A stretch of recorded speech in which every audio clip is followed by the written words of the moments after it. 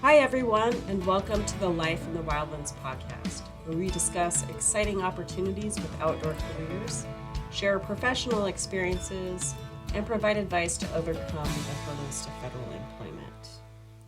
I am your host, Becky Schufelt, and today we have Kristine Koran, who is a former Forest Service Wilderness Ranger and currently is a Trails Project Manager with the Tahoe Rim Association.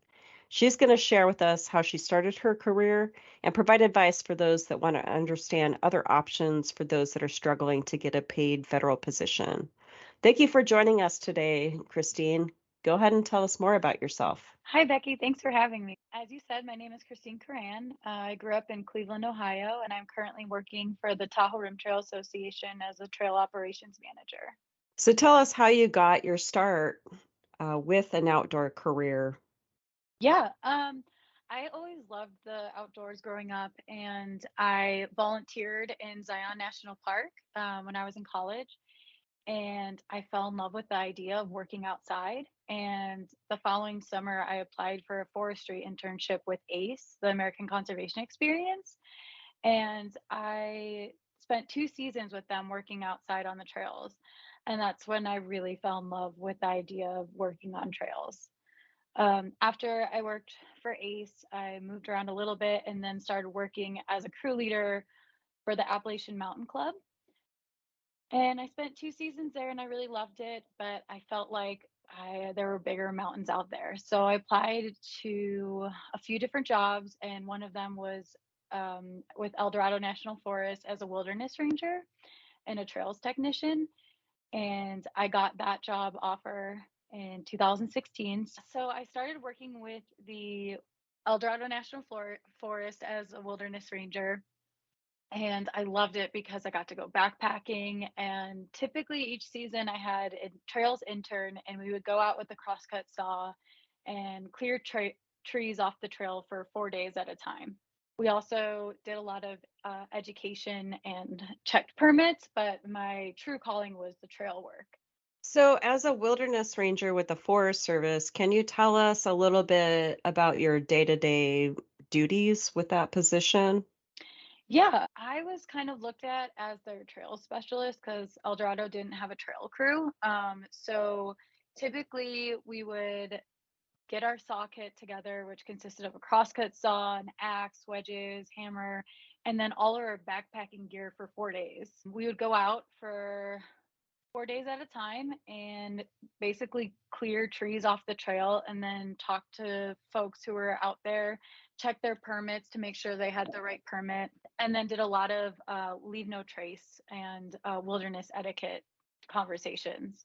So we talked to people about making sure that they had their bear canisters, they knew where they were going, and made sure that they were packing in and packing out all of their trash. A lot of the job was almost being a custodian of the wilderness. So we had to clean up a lot of trash. We had to, unfortunately, dig cat holes for people when they didn't do it themselves. And then a lot of education really went into it. So, you said that you were a member or you were a course member of the American Conservation Experience and the Appalachian Mountain Club. So, how did those experiences help you get a paid position with the Forest Service? Well, I think, working for different conservation corps and having wealth of knowledge of trail work, especially with as a wilderness ranger, you're doing a lot of trails and trail work. And when I worked for ACE, we also did backpacking. So I had a lot of experience working in the field. When I worked for the Appalachian Mountain Club, I was their roving crew leader. So I was in charge of a trail crew. So that was a lot of gaining experience as a leader. And as a wilderness ranger, I would also take kids out in the backcountry and we would teach them how to do trail work. We would also train other volunteers in trail work. It was a really great foot in the door to work in the with the Forest Service. And what were your favorite parts about working for the Forest Service? Oh, definitely backpacking. I definitely miss now as a manager, I spend a lot more time managing all of the trail projects that are going on and not as much time in the field as I would love. And last summer was the first summer I didn't actually get back out backpacking, which was kind of a bummer for me because I've always really enjoyed backpacking. So going out for like 4 days at a time and just coming back and having a new appreciation for the wilderness and, just being out there and being really mostly in charge of myself or responsible for myself and maybe an intern if we were cutting trees. But it was just such a beautiful place to work. And do you have any experiences that come to mind that just told you that this is the career path that you needed to follow? Well, I think when I left the Forest Service and started working for the Tahoe Rim Trail, at the end of the season, each season, we would work at the California Alpine Club and it would be a work weekend and work with like four different organizations. So I would be a representative from the Forest Service and we'd work with the California Alpine Club volunteers, the Pacific Crest Trail Association, and the Tahoe Rim Trail Association.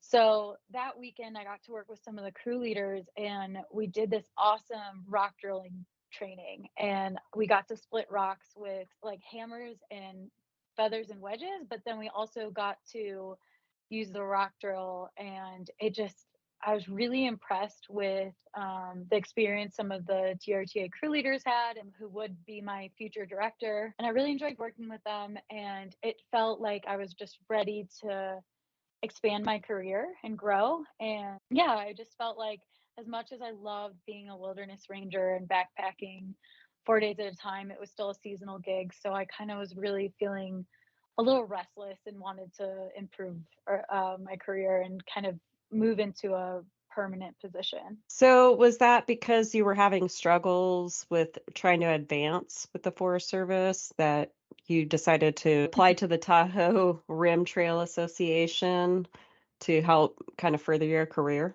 Yeah, I mean, I loved, I had a really wonderful, manager at the Forest Service and, they had always called me their trails specialist, but I had stayed at a GS5 level for the 4 years I was there, and it just felt like there were so many hurdles at the time in order to get a permanent job and increase my like I had a lot of experience and I just wanted to grow. And at that time, I just felt like I was kind of not in a place where I could grow. And I think in the more recent years, they've definitely gotten more funding. But at the time, my supervisor was like, I'd love to hire you as a specialist, but like, don't hold your breath and I don't want to make promises. And then Yeah. a friend of mine through the Forest Service sent me that position, and I was really interested. And at first, it was going to be a permanent seasonal with the TRTA, which was also like the dream. So you'd get benefits year round, and you'd work for 10 months out of the year and have two months off. And that's how I started with the TRTA. But then after 1 year, it quickly turned into a permanent. Yeah, that sounds like a really good gig. I mean, you've kind of advanced beyond what you thought you would in the beginning of, starting this new job with the Tahoe Rim Trail Association. That's awesome. And I think it's important for our audience to know that the struggle is real. I'm not trying to candy coat any of this at all as far as you know, is it easy to get a permanent position with the Forest Service? As we both know, no, it is not. And so I really think that it's great that you decided to go beyond what you thought you could do with the Forest Service at the time, knowing that there was all these barriers, and went and sought out different type of job, which similar, but there are nonprofits out there like the Tahoe Rim Trail Association that you're now employed with that can provide these opportunities, and so that's really great. And sometimes I think, you mentioned that you started with American Conservation Experience and other nonprofits, that sometimes that's what you need to do to get the experience you need if you really want to be serious about pursuing an outdoor career.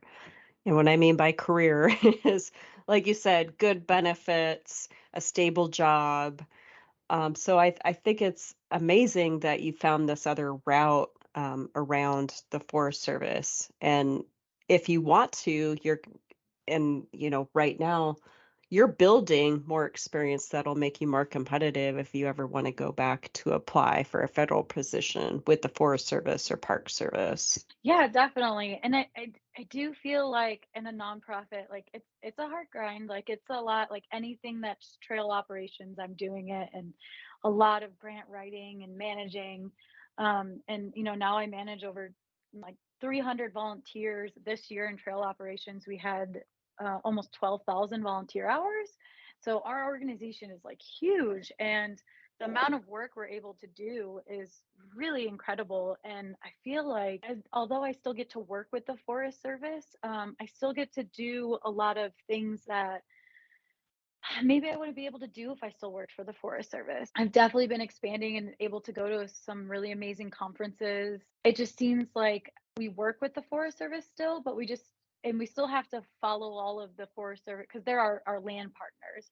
But it just seems that if I have a project that I'm really passionate about, I'll write a grant for it and then hopefully get that funded. And then I we like our volunteers will be able to work on that project with the Forest Service approvals, but we don't have the same budgeting issues where it's like we're not taking money from this huge lump. We're actually passionate about something and then we write the grants for this project. Yeah, and that's amazing. Like, so the Forest Service is one of probably five different federal public land management agencies that really have the missions to take care of our public lands in a very sustainable way. And it's becoming more and more challenging with positions that are not being filled and the complicated USA Jobs application process. So it seems like this is a route that is great for your career advancement. Just because it's a nonprofit doesn't mean that the work that's being done by these nonprofits like the Tahoe Rim Trail Association, it's providing that stewardship to help and partner, like you said, with the Forest Service in order to make sure that our lands are managed sustainably. And then in your case, it's trails and recreation access for the Tahoe Rim Trail. And before you were doing similar work with the U.S. Forest Service as a wilderness ranger, making sure that our wilderness is managed to the standards that the policies state according to the Wilderness Act, and which is the responsibility of public land managers that have that wilderness designation. So, can you explain a little bit for our audience the difference between the capital W wilderness and the lowercase wilderness, just so Yeah, our audience has a clearer idea of what that really means for public land management? yeah, definitely. I think the biggest difference is that we're not allowed to use power tools. And it's designated, as you said, it's designated by Congress, and it's like, supposed to be this very unique, special area where it's supposed to be untrammeled by humans. So there's not supposed to be a trace that we are out there. And so So I'm gathering that that can be a little challenging if you're limited on the types of tools, but it sounds like, you've developed the skills to have those primitive techniques using primitive tools to help maintain. Is that the same case in parts of the Tahoe Rim Trail that you have to help manage? yeah, yeah, the Tahoe Rim Trail, and that's another reason why I felt so comfortable leaving Desolation is because I still get to work in Desolation. We still have over 20 miles in the wilderness, and we also have Mount Rose Wilderness Area. So we do have two wilderness areas that the Tahoe Rim Trail Association goes through. And, so I still get to work in Desolation Wilderness where, in the wilderness in general, which I love. And going on to say that there are certain things that makes wilderness special, and there's a permit system. So you're supposed to have a chance for solitude, where other lakes on the Tahoe Rim Trail were have been severely impacted with the amount of use we've gotten, especially the increase with COVID. And Yeah, but that's been challenging. yeah, it's been Very very challenging. challenging. Yeah, and it's interesting to me, and we might. there we might have to look at a new permit. Like, we are in the process of discussing what through hiking the Tahoe Rim Trail looks like, because it is getting loved to death. And where when you go into Desolation Wilderness, you need a permit. But certain lakes like Star Lake, you don't necessarily need a permit to go there. You could go there in the middle of the summer and there'll be hundreds of people there. And, you don't expect to go into the woods and hike for, 8 miles and then run into hundreds of people. Yeah, So, that's not my idea of fun. I but like solitude myself when I go hiking, but I know the struggle is real with the use, especially around Lake Tahoe. yeah, the Tahoe Basin is, I mean, it's a beautiful place and it's very popular, but it's definitely, we are all trying to solve these issues because we have so many users. We look at, we have 500,000 users just on the Tahoe Rim Trail. I don't So doubt it. yeah, and that's if, all of our counters are doing their jobs properly, and which, we put out counters every season, but they tend to, get finicky or malfunction. And the overuse in the Tahoe Basin is another struggle. But I feel like at the TRTA, we really have been looking at ways to increase infrastructure. So we're not only working on trails, but I've been helping plan where we're going to put bathrooms, hope like bathroom facilities and trailhead infrastructures. And we've been talking about trying to figure out like water sources, because on the east side in Nevada, the water sources are an issue, and people are leaving big water jugs, plastic water jugs, and they'll just leave them they'll refill and leave them at the trailhead, and then it's just trash. So, another part of just like trail work in general is like we're always picking up a lot of trash, because I feel like there's just a new love for the outdoors, and people don't have the newer folks that haven't been doing it for years aren't they don't realize that, if you leave it, Yeah.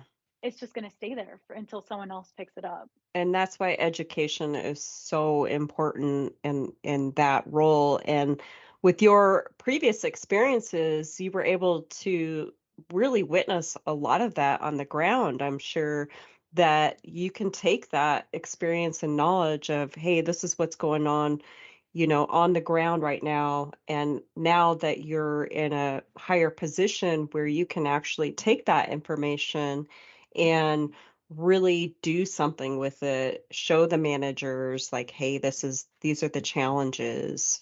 Yeah, and in this position, I get to work with not only the Forest Service, but we also partner with Nevada State Parks, and work with 4 different forests, not just El Dorado, but now I work with the Lake Tahoe Basin Management Unit, and Tahoe National Forest, and then Humboldt-Tyabe National Forest, which we're even in a different region. So we're working in 2 different regions, Region 5 and Region 4, with the Forest Service.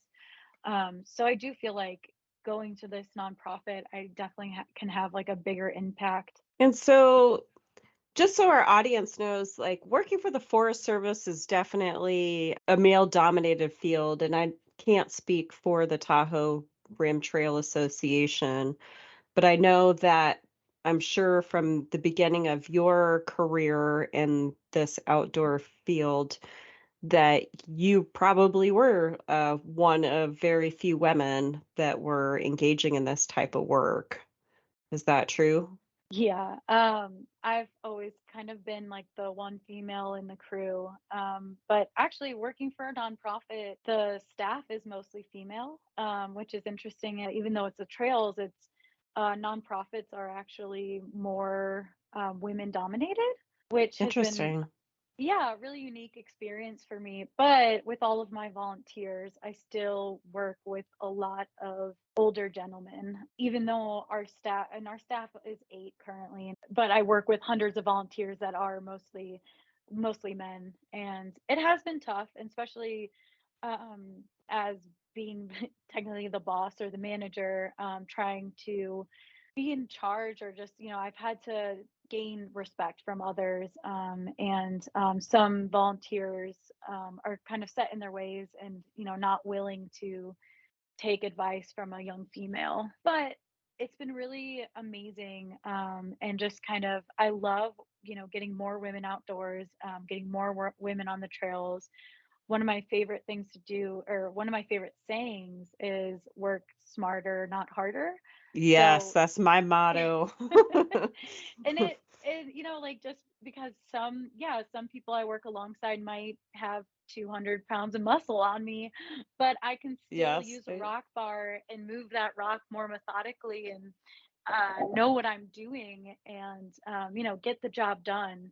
Yeah, and I think You that's the difference with women in a male-dominated field. Like you said, we work smarter, not harder, because we don't have the physical aspects to us that we can muscle through a lot of this stuff. And I think sometimes it working as the only female on a male dominated situation that they hopefully see that we do know how to work smarter, not Mhm. harder. And that is, I think, builds respect amongst a lot of people, especially with volunteers that might be a little more male volunteers that are more on the elderly scale, I would say. Yeah. They they can be challenging because nobody wants to be shown up by a female sometimes, but I think in this environment and this climate, it's getting better, and that's why I want women to feel empowered to get into these fields. Like, don't worry about what the men are going to do. You just do you, work smarter, not harder, and people will come around.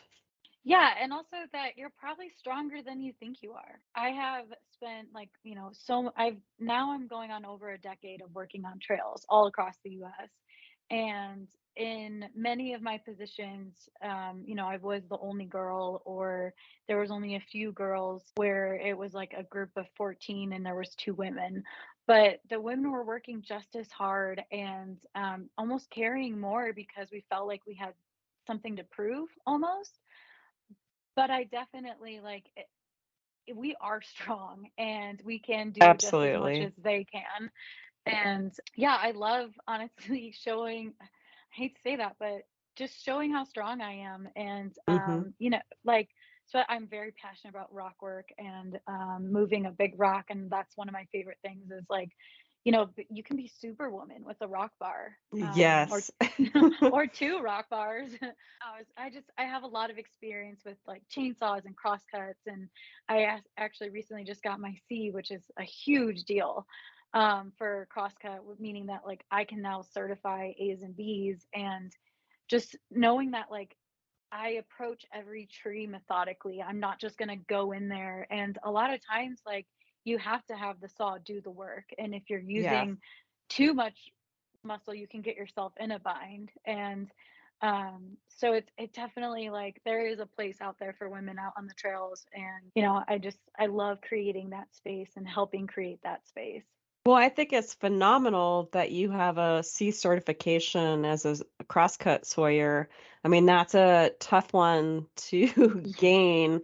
And just so our audience knows that, working with part of the Forest Service or whether you're a partner with the Forest Service, there are qualifications that you have to run a chainsaw and a crosscut saw, and it's A, B, and C levels. A is you're just a beginner, and then Mhm. B, you're a little more intermediate, skilled, and then C, you can basically accomplish any challenging task that's in a safe manner, at least I want to say, not just any Yeah, task. But job. congratulations to you for having that as a woman.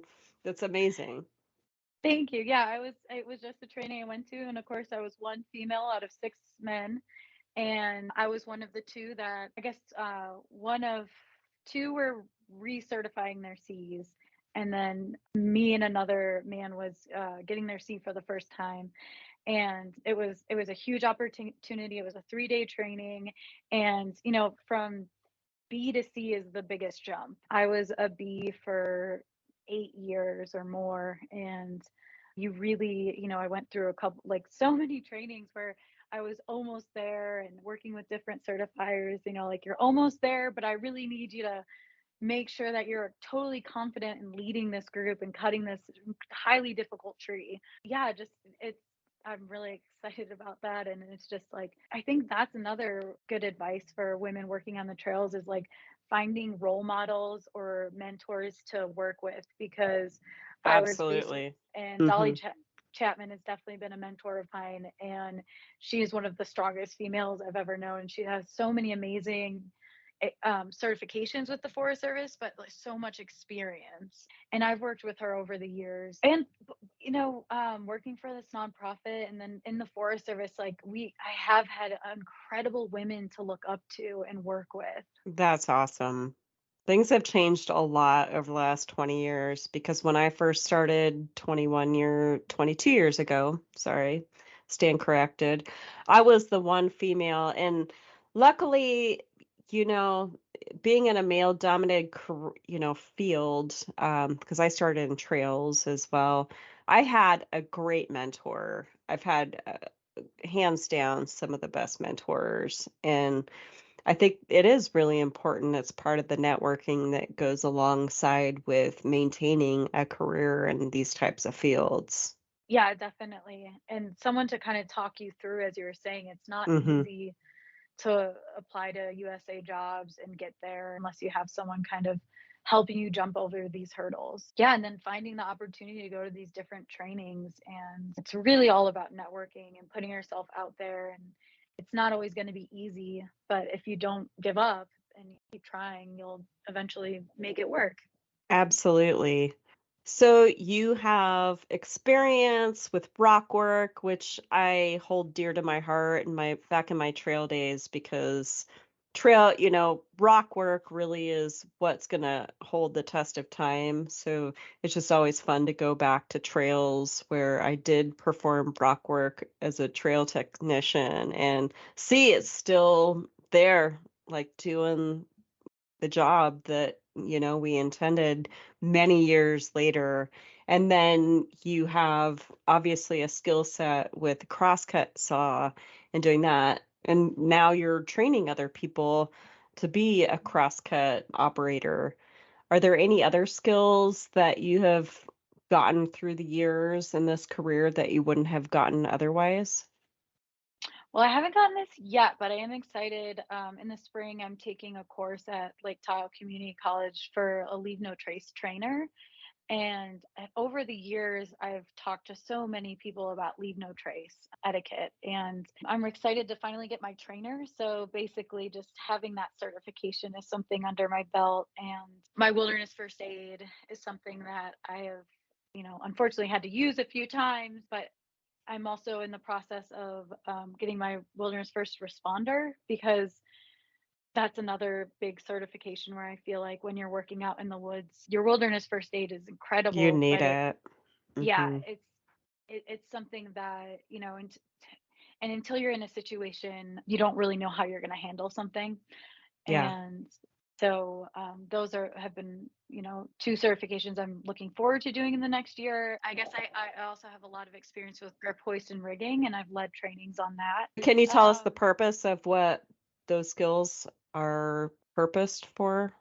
Yeah, so as we mentioned, rock work and rock bars, and rock bars are awesome, but when you have a 2-ton rock in your way, or building new trail, and or using needing giant size rocks that are equestrian friendly. I used a grip hoist, a high line once to put a stream crossing in to hold the bank in. And when I watched a horse walk across the rocks that I had put in with the grip hoist, I was so proud of myself because that rock didn't move. Yeah. I love that. And those are the kind of, memories that I have of like, this is why I do this. I love it. It's challenging, it's physical, but overall, like you're working out in some beautiful areas that you wouldn't probably ever access otherwise. So it's really cool to hear about your experiences, and it makes me reminisce on some of mine. Yeah, when I used to work for Conservation Corps, our joke was you got paid in sunsets and sunrises. Uh-huh. And Yep. It's no joke. Mhm. It's the real deal. I love working with volunteers and showing them how to work on the trails and like, put a step in or a rock wall, and then like letting them know that like this will you could come back years later and this will still be here, and like people really find a Yes. sense of ownership of the Hmm. trail and realize that a lot of hard work goes into trails. Yeah, and it's funny when we get complaints for the Forest Service, like, oh, this trail is inaccessible and there's logs over it, blah, blah, blah. And like, well, we just cleared it 2 weeks ago. It just happened. There was like a windstorm, and I don't think people, like you said, really appreciate what goes into making our trails accessible, especially there's just so much maintenance involved and there's not a lot of money to do it. And so that's why I love the fact that the Tahoe Rim Trail Association kind of picks up the bill on some of that because On it is Forest Service land. Yeah, and honestly, on two separate occasions, I have been cleared a trail, so proud, get to like put the saw away, head home, and I have found a tree. Like one time it was the day after, and then one time it was an hour later, and I remember walking by that tree looking at it like, "Oh, that's a nasty widowmaker. That's gonna fall soon." Went, used the crosscut saw, cut 3 trees, and then on the way home back to the truck, the tree was down on the trail, and we cut it. Uh, Luckily, it was a yeah. small tree, so we Yeah. ended up taking care of it, but it is crazy that on 2 separate occasions that I've walked the trail, cleared it, and then gone back just hours later, and there's another tree. Ah, yeah. But Job and security. y- job security, definitely. But I think that's why people really need to know what goes into this, and the work that you're doing out there on the trails is so important to keep public recreation access. And that's part of stewardship of our public lands to ensure that we're managing them sustainably because we want, as public land managers, we want to offer these areas of public land to recreational use, but it takes a lot of work to make sure that we can offer that. So I love that you have devoted your career to ensuring that that is possible for American people and all the visitors to Tahoe National Forest. Thank you. I love it. I love working on the trails. I mean, I think when I've had like a hard day at the office and then, a few days of working behind a computer, and then I get to go out in the field and work with some volunteers, and like this is why I do my what I do. Like this is what I love. And I love to hike on my free time. I like to rock climb on my free time, and a lot of times it's like I'm hiking a trail to get to the rocks that I'm going to climb, and it's just having that such a strong connection with nature, I love it. Yeah, I feel the same too. So I have one last question for you. As a female in a male-dominated field, especially, and maybe we don't even need to go there, but do you have any advice for anybody that is trying to start a career with these types of jobs? Yeah, I mean, there will be tough days, and it can be hard, but I feel like in the end, if it's what you're passionate about, then you shouldn't give up. And just really putting yourself out there and not letting the tough days get you down, because there will be good days. And then just like, you are stronger than you think you are. You should take up space, and you should be confident in, if it's something you're passionate about doing, then just go out and do it. And the good days always outweigh the bad days, at least in my 21 years of experience. Yeah, and then you'll be working with someone where you think, or like, you've had someone from the public, some man from the public kind of mansplain you, and kind of really put you in a bad mood. But then like the next day you'll be working with another male, same demographic, and you show him how to use a tool, and he is so grateful and so appreciative, and like, wow, this is amazing. Like this summer I worked with the Nevada Mining Association. Some volunteers came out to one of our work days, and we were in fire restrictions, so we were using a crosscut saw. And I showed him all about the crosscut saw, and we had to under bucket, which means we had to cut from below the tree, like under the tree. So it's hard to line up, and it's a lot of work physically on your body. And Mm-hmm. I was just working with this other guy who, like, seems super muscular, and we're doing this together. And he is just like, it's like, oh, I think it's lined up as we were about to start our second cut. And I was like, let's just move it just a tiny bit this way. And we ended up lining it up like the best underbuck I've ever done. It was completely lined up, and it was Nice. like an incredible feeling. And another guy came over afterwards and like complimented him, and he was like, "Oh no, this was all her. Like, I love being out here with this strong woman. Like, she's just showing me up and showing me what to do." Nice. Like, Yes. so you'll get, there'll be some bad eggs out there, but there'll also be some amazing people that you get to work with that really surprise you.